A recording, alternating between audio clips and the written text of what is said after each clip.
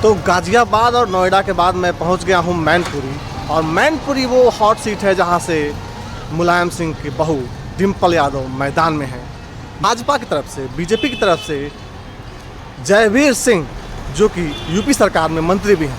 आपको पता ही है कि इस मैनपुरी सीट पर यादव बहुल इलाका है और यहाँ पर यादवों की कुल करीब 4.5 लाख की आबादी है और 3-3.5 लाख के करीब शाक्य वोटर हैं।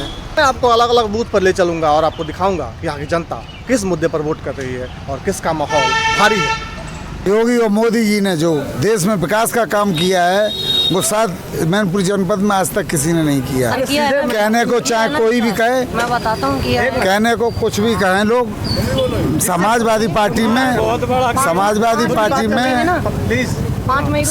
पार्टी में जो विकास हुआ वो लोग सपा के लोग जानते हैं और जो बीजेपी सरकार में गुंडागर्दी खत्म हुई है। सरफराज हुसैन। बताइए, जो मर्जी बताइए, क्या आप सोचते हैं? बताना ये चाह रहे हैं हम, अगर आप सुनना चाह रहे हो तो। ये समाजवादी पार्टी का गढ़ है और यहाँ पर समाजवादी पार्टी के कार्यकर्ता पार्टी छोड़ के चले गए। क्यों? क्योंकि समाजवादी पार्टी के नेता जो हैं वो कार्यकर्ताओं की मदद नहीं कर पा रहे हैं, किसी तरीके से मदद करने की छोड़ो बात नहीं उठाते हैं। तो इसलिए यहाँ समाजवादी पार्टी का जनाधार घट रहा है। इस बार भारतीय जनता पार्टी के रुझान है और यहाँ बहुत अच्छा मत पड़ रहा है हमारे पोलिंग बूथ इस्लामिया पर भी, और भारतीय जनता पार्टी जीतेगी और भाजपा की ही सरकार बनेगी। तो देखिए डिम्पल जी कैसे तैयारी है? बढ़िया है, बढ़िया। अभी आपने देखा कि समाजवादी पार्टी के प्रत्याशी डिम्पल यादव थी, वो अपने कार्यकर्ताओं के साथ, अपने लोगों के साथ यहाँ से निकल रही थी। क्या बोल रही थी डिम्पल जी? मैंने सुना ही नहीं।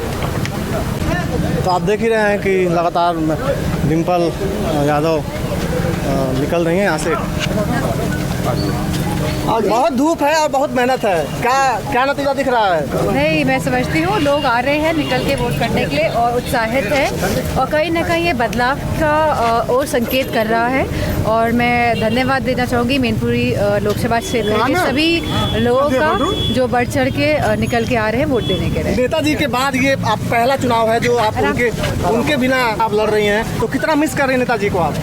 नहीं, नेताजी की जो विचारधारा है और जो विचार हैं वो हमेशा हमारे साथ और समाजवादी पार्टी के सभी कार्यकर्ताओं के साथ जीवन रहेंगे।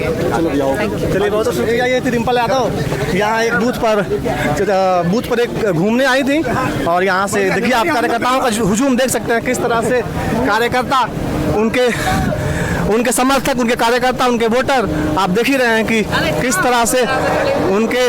और ये अब यहाँ से इस बूथ पर घूमने के बाद, इस बूथ की चर्चा करने के बाद यहाँ से अब देखिए सारे समर्थक इनके साथ जो है सेल्फी लेने का प्रयास कर रहे हैं, सारे युवा।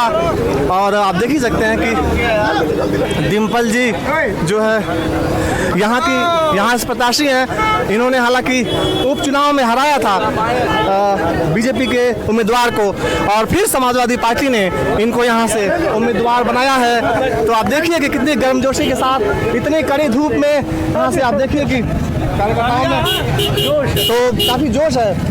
और अब मैं आपको किसी और बूथ से दिखाता हूँ कि लोग किस मुद्दे पर वोट कर रहे हैं, लोगों के मुद्दे क्या हैं और लोग किस विचारधारा के साथ, किस सोच के साथ वोट कर रहे हैं।